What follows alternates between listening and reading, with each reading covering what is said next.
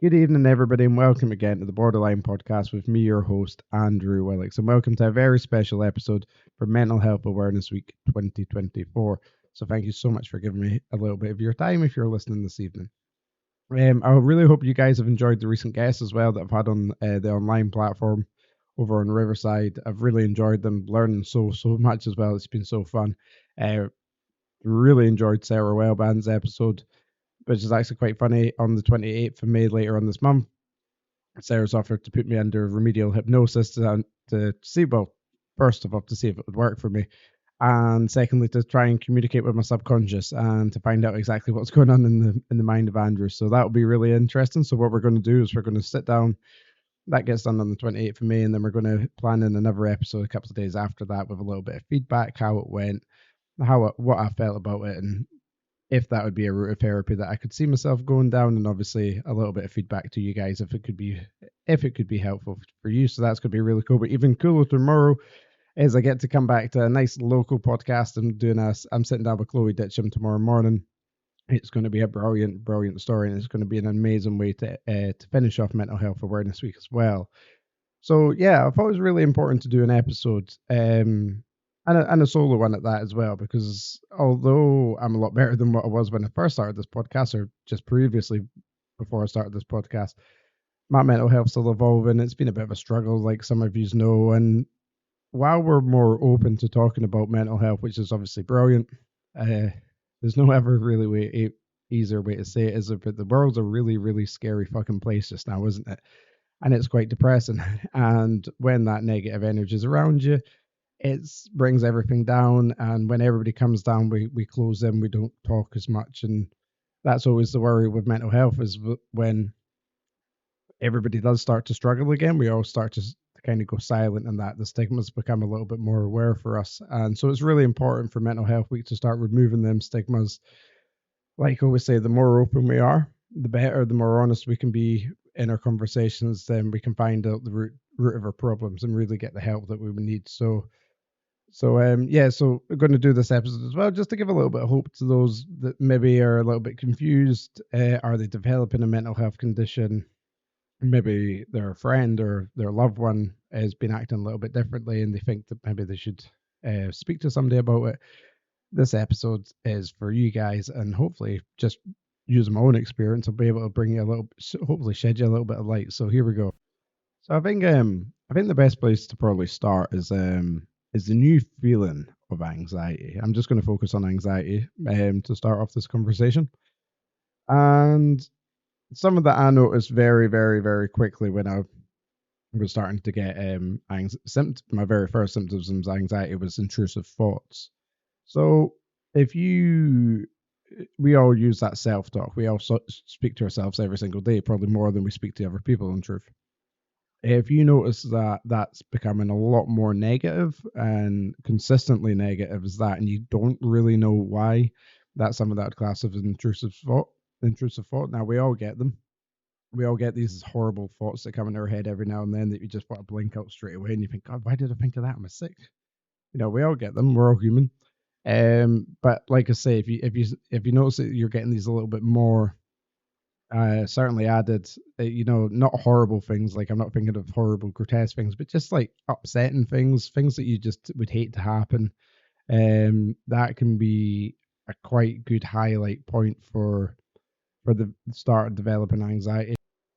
And also when they're also really negative to yourself, if we can talk about ruminating thoughts, slightly different from intrusive thoughts. Ruminating thoughts is usually repeated cycles of negative self-talk. So this is something that I struggle with greatly still, obviously just now, and it's that voice in your head that you say, you're not good enough, you're the failure, you're not going to be anything, people don't enjoy what you're doing, yada yada yada. And then you convince yourself it is really that, so you kind of shut off and you withdraw. So definitely, if you notice that that's starting to happen and you're feeling that you're starting to withdraw, that's a major red flag that for me anyway, that the something is developing that is it would definitely worth getting queried, is the best way to say that, I would say. And obviously the probably the biggest indicator that you could be developing some sort of anxiety is that all of a sudden you may be scared to do things that never ever phased you before in your life. And they may be the most ridiculous things as well. Like I've spoken about before, haircuts for me, I hated them. Honestly, I can't talk enough about how much I despised getting my haircut. Even I'm a lot better now, but honestly, God, I used to tremble, literally could barely speak on the phone to phoning up to book in to get my haircut. I hated it. I hated it. Oh God. So, things like that, I have no idea why. Um, things like that. Obviously parties and that, alcohol was involved. So, like I spoke about before, that wasn't major issues at the time because you just got pissed like everybody else was, and nobody. Your anxiety was suppressed. And a massive one for me actually. I was just thinking about this every day at work because it actually happened at work. Now, I'm not going to speak about my job because it's boring. But basically, I was stood on a packing belt for a while, and this is when I just first started developing anxiety after I'd moved up to the P factory. And or sorry, I developed anxiety, but I hadn't understood it was anxiety, and then I realized it was anxiety when I was at the P factory. There we go. And, so yeah, I stood on the packing belt, and then all of a sudden, like, oh, the pressure in my neck, the chest, like the, oh, I could not get a breath, and then all of a sudden, like, room kind of spinning, dizziness, had to like run off, like that's it, it's fight or flight, you ain't controlling it, you're bombing off of that packing belt, and anybody that works there will totally understand what I'm saying, and it was horrible, and like I say, you're scared of these things and these situations, and once they happen, once that tends to be them seated in the back of your brain, so you're going to be more. That anxiety is going to be heightened the second time, and the second time, if it makes you feel even worse again, than the third time. So it's really important to speak about these anxieties and to normalize them. Going back to the haircut situation, one of my friends, I won't say who it is, the very first time that I was ever open about my haircuts when I started the anxiety page last year, he messaged me. He's just like, "No way, I'm exactly the same. Absolutely hate the haircuts. No idea why, but it just started all of a sudden, and I can't get rid of it." So that's what I mean, and it normalizes it, and then you can have a little joke about it, and it becomes because it's just a normal thing of life. Life. That's what I mean by kind of a joke. I'm not meaning in a kind of sick, horrible, harsh way. I mean that if we can make it into pleasant conversation, it's normalized. If it's normalized, then it's completely destigmatized, and that's the importance of talk therapy. So yeah, definitely. If you start having these intrusive thoughts, ruminating thoughts, and you're scared of situations that really perplex why you're actually scared of them, it could be the start that you're developing an anxiety condition. So definitely, my recommendation would be to make it. Although, yes, okay, I know the doctors aren't brilliant, but it usually is quite a good starting place to go speak to your GP just to get your foot in the door and see what kind of help there would be for you. But there's obviously one massive indicator that we have to talk about, and I know it's the one that nobody really wants to talk about, and that is suicidal thoughts. Now, I don't mean suicide ideation. I don't mean that all of a sudden you wake up and you start planning a suicide. I mean these little thoughts that come in your head, kind of like intrusive thoughts. A suicidal thought for me can just appear out of nowhere. Obviously, if I'm really bad and run down with depression, they're a lot more constant. But a suicidal thought for me on a day-to-day basis could be literally, walking around the place at work or walking around the house, and then all of a sudden this little bolt goes into my head, and it's a thought of not to go and do acts straight away, but it's a reminder there of, oh, none of this would have happened if you just go and kill yourself, or something as light as that. And if that's becoming a little bit more frequent, then definitely now is the time to first of all speak to somebody. Doesn't need to be your doctor with this one. You just need to start speaking to somebody, and then go speak to your doctor. But really, that is a major red flag, especially if it's something that is, it's not very common for you to think that way. Then yeah, I would definitely be advising to start talking to somebody. And if somebody approaches you, just say you're a friend, and somebody does reach out to you and they are feeling these thoughts, then please listen. Just listen to what they have to say. Calm them down. If they are, quite worked up by it, that would be the first thing that I'd be trying to do. But listen and just really try and feel what they're saying and understand what they're saying, because you might not be able to comprehend what they're saying, If you've never dealt with anxiety or depression or any other kind of mental health condition, if it's just not in your repertoire, and somebody comes to you, that can be quite a daunting experience as well. So my biggest advice is just listen, just hear the person out. I know it might be horrible, it might be negative, you might be confused of why this person feels this way, but just hear them out and then start offering advice. Ask them to go see the doctor. That has to be it. Like, I know what we say about the NHS and whatnot, but this has to be the first point of call. You know, sitting down, speaking with the doctor, evaluating options, which we're going to go and speak about a little bit later in this episode, is crucial because it gives that person hope that there's a way out of this. Now, and that's what say what we want about the doctors and whatnot, and have your own opinions, but a way out of mental health is a huge lifesaver for some. It gives people an option. It's allowed people to talk about how they feel, and it gives them the sense of hope, and that is crucial. That is why it's so important. So really, own opinions to the side, get them down to the GP, speak to them. You don't need to overburden and keep in contact with them hour by hour. You know, you can be your own evaluator with that one. If you do think that you need to be giving them constant attention, or somebody else needs to, then it's time to make somebody aware of that. I've phoned the police on somebody that I thought has been suicidal before. It's not something that you really want to do. It's not something that should be taken lightly. But if that is the risk, that is what you have to do. That's why there's so many suicides. It does happen.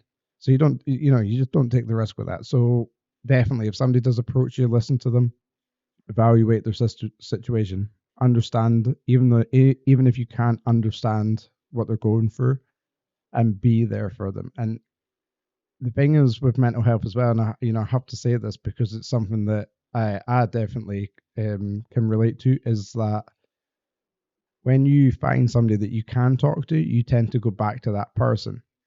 Now I know that can be a lot for that person. If this conversation of depression and anxiety and mental health, more so if you can't understand it, if you don't really understand it, sorry, I should say, that can be a bit damaging and that can be a bit overwhelming at times. But you have to be the best friend that you can be in these situations, and you just have to pull through, be empathetic as you can, be as sensitive as you can, and just really help and guide this person, because it's a really hard time for them as well. That's the thing. If they're speaking to you, it's because they feel that they have to.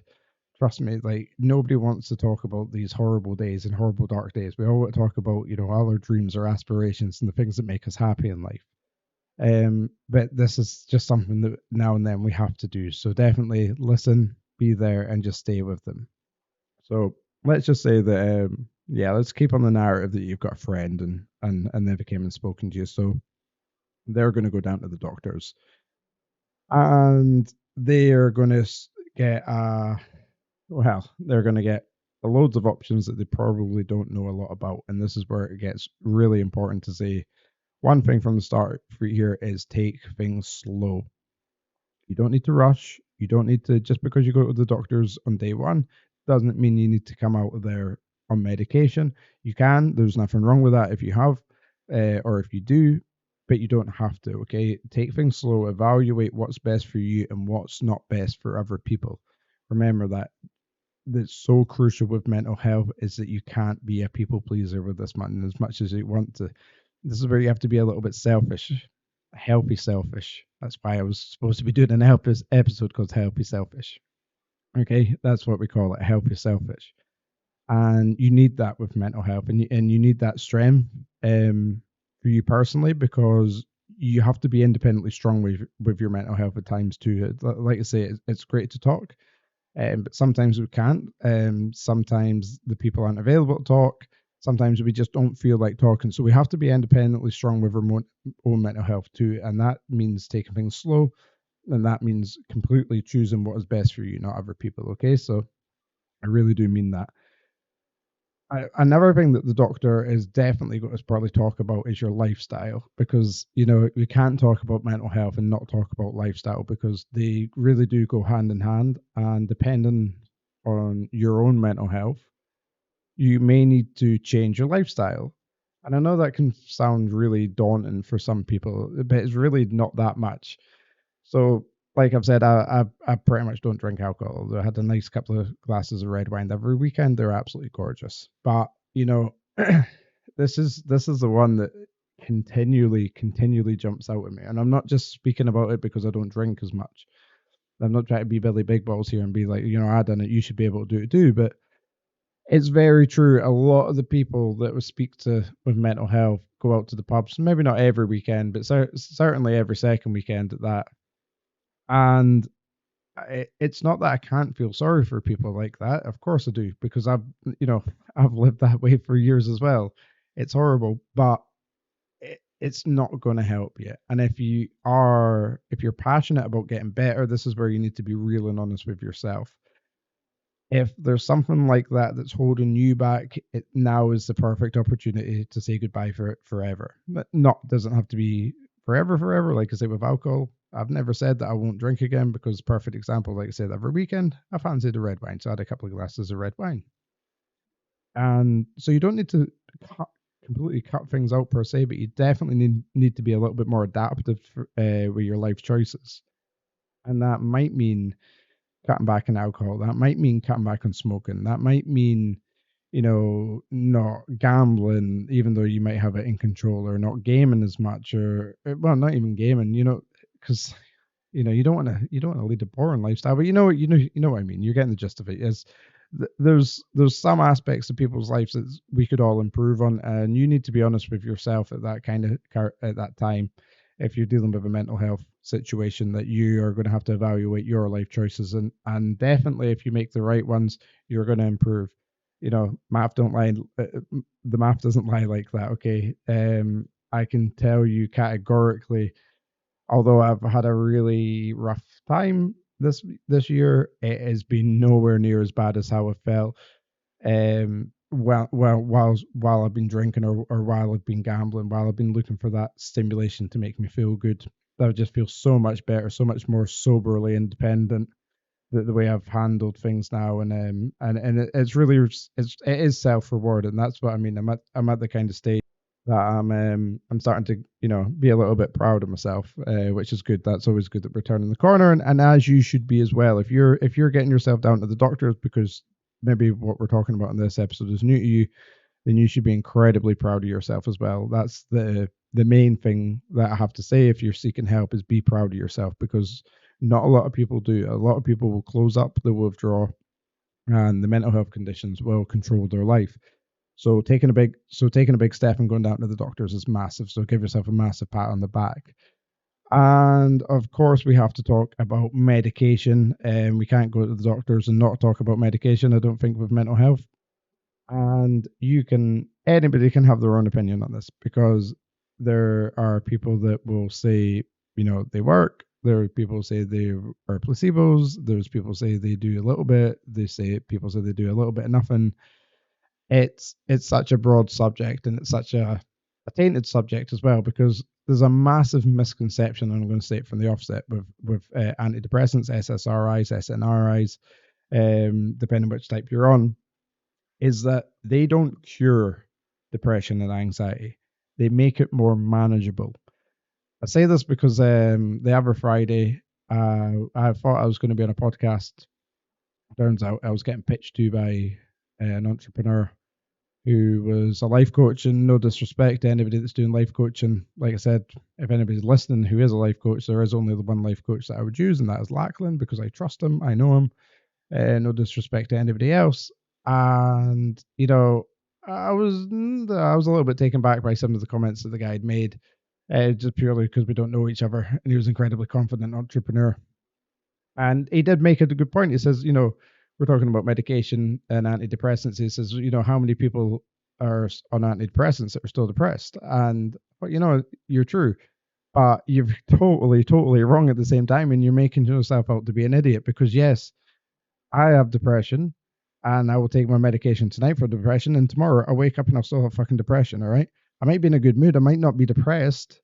Okay. Like, it's not that hard. This is like the thing that I don't understand with people in mental health. It's not that hard to fathom. All right. Medications, they help me. Just be happy for me. Okay. That's all that matters. You don't need to condone. Sorry, condone. You don't need to come down and have a negative opinion if somebody thinks it's positive to them. That's where you just keep that opinion to yourself, especially during a sales pitch. I was not listening to the rest of it. So if you are listening, please don't contact me again because I'm not coming to you as my life coach, pal. And when we talk about medications, big time. So we have these things called SSRIs, which are selective serotonin reuptake inhibitors. And basically, they work in the darkest regions of your brain and they help raise the serotonin levels in your brain and your body. They help regulate the serotonin. They make you feel good when you feel good, and when you feel bad, they try and make you feel a little bit less bad. Is how I would define an SSRI. I've been on citalopram and mirtazapine and sertraline. Sertraline for me just didn't work. I know there's a lot of people that do say sertraline's really good. It just didn't for me. Citalopram I was on for years. I have to admit, citalopram being the first one that I went on changed my life. It really did help me massively manage my anxiety symptoms. So much so that when we talk about curing anxiety, no, I still had anxiety, but it was to a point I barely got the symptoms of anxiety when I first started citalopram. Obviously, by the end, your body just brings up a tolerance to it, and it was time to switch medications, which I did last year to mirtazapine, which has just been an absolute godsend since day one. If I'm being honest, it helps me sleep massively. It's a nighttime one, like I've talked about before. It's quite a sedating one. So I always tend to get at least 5 hours sleep, which is massive in comparative to last year where I was only sleeping sometimes an hour or two a night. To think that my worst sleep nights now are 4 or 5 hours, mirtazapine really is good. But usually I'm sleeping around about 6 or 7 hours, so it's all good in that respect. It does make me feel a little bit slower in general, and that is a side effect. We're going to talk a little bit about side effects as well just now. And yeah, maybe just a little bit laggy sometimes. I think that would be the best way to describe it. Kind of like head fog side effects. I definitely feel that off mirtazapine, but like I say, it is a sedating one. I'm not entirely sure what the half life is of it, so if it is out in and out of the system quite quick, that could be why. I'm not actually too sure. Better actually look into that.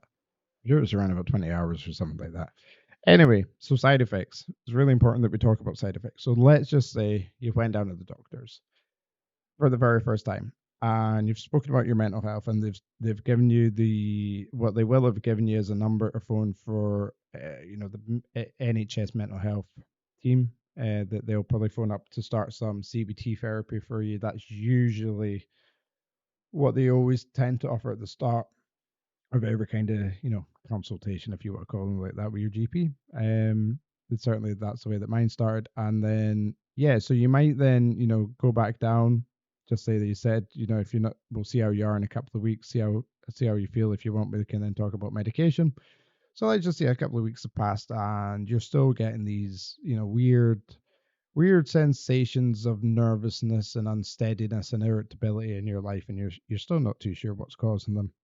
You're pretty sure it's anxiety at this stage, so you're feeling a little bit more run down, and you're just wanting a little bit relief. So you've decided, no matter what that guy that was trying to sell me something said, I'm gonna go and I'm gonna start taking some antidepressants, and people are gonna think I'm crazy. Personally, nobody thinks anybody's crazy for being on antidepressants. That's a complete misconception that they make you crazy or they are for crazy people.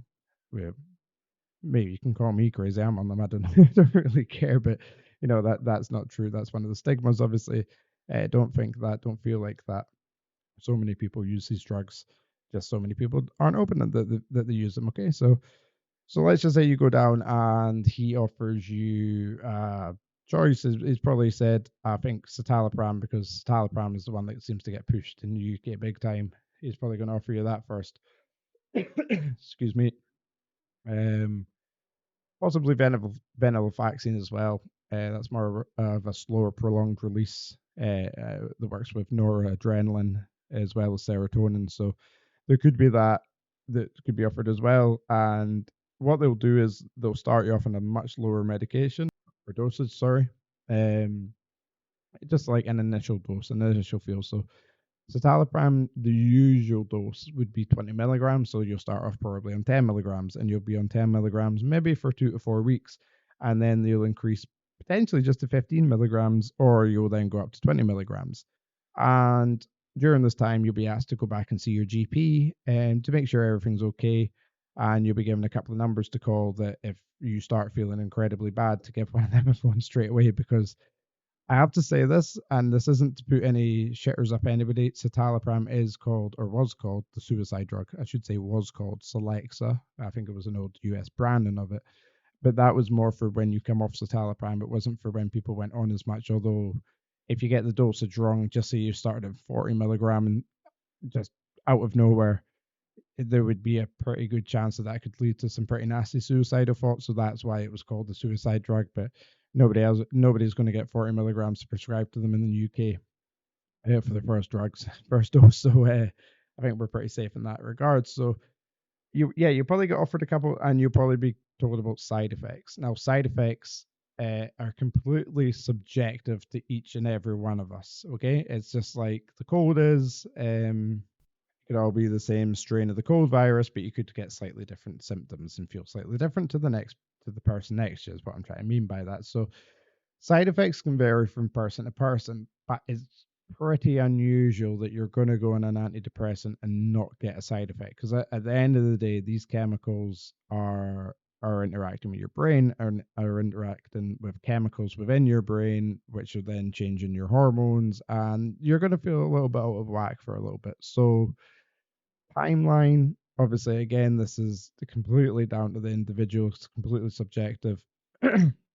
Just talking in personal experience, I remember very quickly being at work, actually. So I remember it really well. It was a Tuesday. It was the very first day that I went on antidepressants, and I can remember on the Wednesday at work, randomly, just I felt absolutely fine, like just normal me. Normally, God, see, that's not how you reduce stigmas, Andrew, you idiot. I should have edited that bit out, but I can't be bothered. It's just a natural, free flowing conversation at this point. And yeah, so I was just turning around at work, and I walked into the cold store, and I don't know what came over me, but just massive, massive smile. And I was just so happy. It was obviously just that serotonin that just went, blah, flooded my brain, and I just felt amazing. Honest, I can't describe it. It was like a proper euphoric high. And that was sadly short lived, because what came after that was not very pleasant side effects, I'm afraid. Generally, extreme body ache, kind of flu sort of feels. I never vomited, I never had diarrhea that much or that, but really intense headaches. You just feel really quite out of it for a bit. Appetite was completely gone, and unfortunately, that does take a while to pass. Like I said, the annoying thing about antidepressants is that they take a while to take full effect. So you're talking up to 8 weeks from when you start your target dosage to when you're actually going to start feeling the real full effects of these medicines. So throughout that time, you can kind of have, you know, what would you call them, like transitional side effects, I guess is the best way to put it. So like I say, they could be varied. So you could, in week one, you could feel quite fluish. Then week two, you could feel absolutely fine. Week three, week four is absolutely fine. Then week five, your headaches start coming back in, though they're not as bad. And then week six, you're feeling a little bit tired because of it. And then by week seven, you're perking up. And then by week eight, you're feeling like Muhammad Ali, man. You're ready to take on the fucking world. No, not quite. But no, just be wary that they can make you feel bad. And I have to say this part as well, because it's very important. A lot of people will then just stop taking their medication because they're feeling horrible, and they hate the way it makes them feel. That's totally understandable that you hate the way it makes you feel, but in time it is going to probably make you feel better. So it really is important to stick it out. More so again when we talk about citalopram, thinking back to what I said earlier, is the suicide drug from for one of two ways. From the first way I explained, people going from 0 to a 30 to 40 milligram dose. That's also the same from people coming off as low as 20 to 0. is that very quickly they can spiral into suicide thoughts. It leads to suicide ideation, and there are sadly loads of cases of this, more so in well, not so teenagers, young adults. It's a real scare, so please be careful. I don't want to make anybody paranoid when you say that. Just like I said, take things slow down. And while we're on the subject of potentially coming off and on medication, is dosing. So let's just say you forget to take your dose. Oh my god, I forgot to take my dose. What's going to happen to me? Not very much. These drugs have quite longer half lives than regular medication, so they stay in your system for longer. Though it is very good to try and just keep on track. Try and take them every day. If you have to take them daily, maybe you have to take them twice a day. If it is the likes of venlafaxine, that's a little bit of slower release, or maybe you prefer just splitting up your dosage. That can be another thing that's completely up to you, subjective to you. Maybe you take your 20 milligrams of citalopram in the morning, and maybe for the next 2 hours after that, you have a blinding headache. It's really uncomfortable, but you just soldier on. Get a pill cutter or ask your pharmacist to get 10 milligram tablets and just try taking 10 milligrams in the morning and maybe 10 milligrams in the afternoon, or 10 milligrams in the morning and 10 milligrams in the evening. Like I say, the half life's quite long, and the levels are going to keep relatively stable throughout your body. So that is an option for you. That's what I say. It's completely subjective. It's all down to the individual. There's a lot of right ways to do medicines. There's some wrong ways to do them too. So it's really important that we talk about that. But don't just think this is the only option that you're going to get. Like I said, you're probably going to get offered cognitive behavioral therapy, CBT therapy, which is a type of talk therapy and learning your breathing exercises. They're very handy if you're new to anxiety. Now, I know in the past I've maybe talked about CBT in a more of a negative sense. That's just because it ran out of working for me. It would again now because I meditate again now, although I haven't been meditating recently. Shame on me. But that focus, that breathing, that slowing you down, that really does help channel in and really does help bring the cortisol levels down. That is what's happening in your body when you're getting an anxiety attack, especially if it irritates your stomach. That's the cortisol getting released into your stomach because your body's responding to a stress factor. It's saying, oh no, my god, I'm a little bit stressed out, I'm not feeling very good, here's some cortisol. And that makes us feel pretty unpleasant and uncomfortable. So breathing really helps that. It helps slow down your breathing, slow down your heart. That stops the blood pumping as much. That stops the cortisol getting pumped around your body as quickly. And what else that's doing is it's also creating a little bit of dopamine in your brain as well, because you're feeling a little bit more relaxed now as well. You've got a little bit of self-nourishment going on with your body and your mind. You're in tandem. It's working together. And, CBD can really, really, really help you. Like I said as well, another course of therapy that I'm going to go down later on in this month is of course, hypnosis. It's going to be really, really, really interesting. I'm very, very intrigued to see if it would work for me. I really hope it does. I think Sarah said, I know Joanna said that she believed everybody's psychic. Sarah believes that hypnosis would only work on around about 20%. Won't work on 20% of the population. Again, these are opinions. It's just great that there are options there, no matter what way you feel about it, I guess. And of course, there's the therapy list. If you're wanting like psychotherapy on the NHS, you're going to be waiting a hell of a long time. So I'm sorry to disappoint if that is what your thought is, that you're going to get offered straight away, unless it's a more serious mental health condition. Then if it's going to be, not to downplay the likes of anxiety and depression, but I mean in reference to maybe BPD or schizophrenia, you're not going to get the psychotherapy, not the parapsychology, but the psychology that you might think that you're going to get. Is that can take a long time. Now, something that my mum will be sat here screwing her face at, because I've always said that I'm going to go down the private route of therapy. Again, that's something that I've never gotten around, but that is something that I will be investigating again in the future. I think it's very important to start understanding now why I feel this way. I think it would be very beneficial for me. I also think it would be very beneficial for those that are being following along with my journey as well, to start understanding, and that might help you understand what's causing your ailments as well. So so that is on the horizon. But like I say, that's something that you're probably going to have to go down the private route.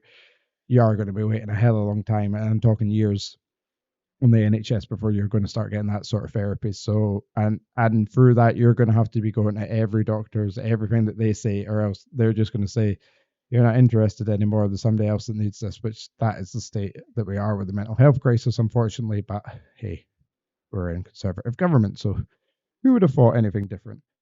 So, I've spoken about a lot in 35 minutes. I'm going to finish this point and this episode as a reminder, because there's been so much information that I've just put out there. This is why we should never, ever, ever judge. And if you follow me across on Instagram, obviously I was going to name this episode title, If Only I Had Known. How many times do you hear or do you feel it yourself that maybe in the past you've said something about somebody, and then something happens, something comes to light, if you find out that, oh my god, that they've had this condition or something, and you just feel like shit and you just feel like a bit of an idiot. That's because you had a judgment that you should just never have had in the first place. We're all human, we've all done it before, and we'll all probably do it again in the future, okay? But this is why you should not judge people, because that would be a hell of a lot for one person. Now, let's just say everything was perfect in what I just said there, and they had somebody to go to, because that is not very often as well. Like I'm saying, I'm talking about perfect situations here to align to get through a mental health crisis, or start understanding the developing mental health condition. Not a lot of people will have this first person to go to. They'll be making their choices on their own or what they can find off the internet, and that's such a scary, daunting thing. So if you start seeing a change in behavior and you don't like it, and it maybe doesn't align with your values of how you think people should be or act, just ignore it.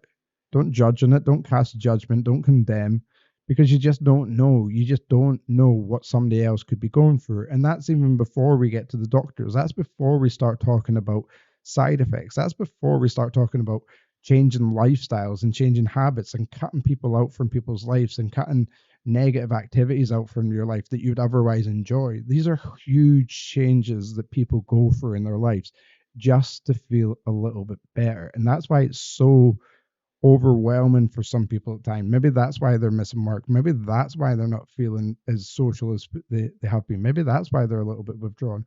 That's time and responsibility as you, as a potential friend, to be reaching out to them and asking them, are they okay? Do they want to talk? Is something going on in their life that is getting them down?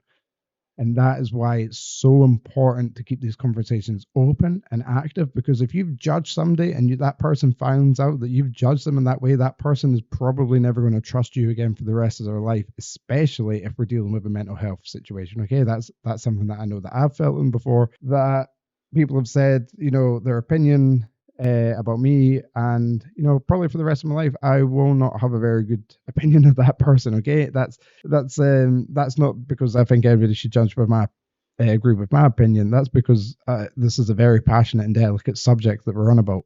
So just for a second, if you are listening, just close your eyes for a second, just and imagine somebody that's maybe said something to you negative, or maybe pissed you off, maybe they've done something at work. Just stop for a second and put yourself in their shoes just for a second. Be completely honest with yourself and understand, if you were in their position, would you have acted that way? Is there a reason why they acted that way? And if they did you judge them in a different way if you knew that information? Because you don't want to say, oh, if I'd only known. Because if I'd only known can be so weak at times. And that's what I mean. It's incredibly weak if you've already cast a judgment on that person beforehand. Because, like I say, if it wasn't interfering with your life, why did it matter to you so much in the first place? If it did, you should have been reaching out. So, that's a bit of a little bit of a roller coaster episode. But I hope what I've done with this episode, all I wanted to do is put out some basic information, some basic awareness. That's all what this is about. It's just trying to make people a little bit of aware that these are situations that people go through. Very important. I know I've kept on saying it over and over and over again, but if you do notice somebody is feeling a little bit differently, maybe they are becoming a little bit withdrawn, just reach out to them. Be the big guy, be the big girl. Reach out to your friend. They don't even need to be your friend, and just ask if everything's going on okay with their life. If they might not be honest with you, they might lie to you, they might blow it off.